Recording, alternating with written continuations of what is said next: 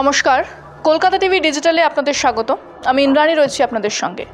পেহেলগামের বদলা নিয়েছে ভারত, অপারেশন সিন্দুর, এবং এই অভিযানের মাধ্যমে পাকিস্তানের মাটিতে যে 9টি জঙ্গি ঘাঁটি এবং সেই জঙ্গি ঘাঁটিগুলোকে নিশানা করে কার্যত উড়িয়ে দিয়েছে, পুরোপুরি গুঁড়িয়ে দিয়েছে একেবারে ভারতীয় সেনা, এবং ভারতীয় সেনাকে প্রত্যেকে কুর্নিশ জানাচ্ছে। এই ঘটনায় 100 জনের বেশি জঙ্গির মৃত্যু হয়েছে বলেই জানতে পারা যাচ্ছে। তবে আমরা যে আগেও এই অ্যাটাক দেখেছি, যখন ভারত প্রতিবার জবাব দিয়েছে, প্রত্যাঘাত করেছে এবং বদলা নিয়েছে, অর্থাৎ উরি এবং বালাকোট। তবে এই অপারেশন সিন্দুর এই উরি এবং বালাকোটের থেকে একটু আলাদা বলে মনে করা হচ্ছে। কোথায় রয়েছে সেই পার্থক্যটা, সেটা একবার দেখে নেব।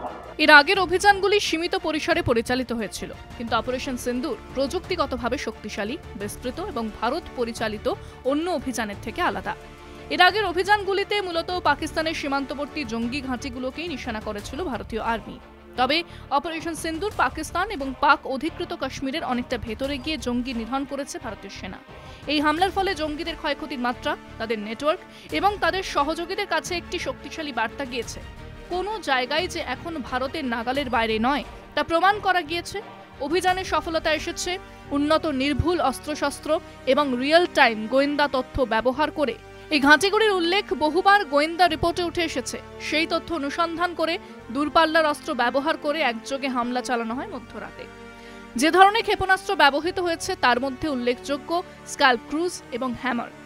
স্ক্যাল্প ক্রুজ স্টর্ম শ্যাডো নামেও পরিচিত।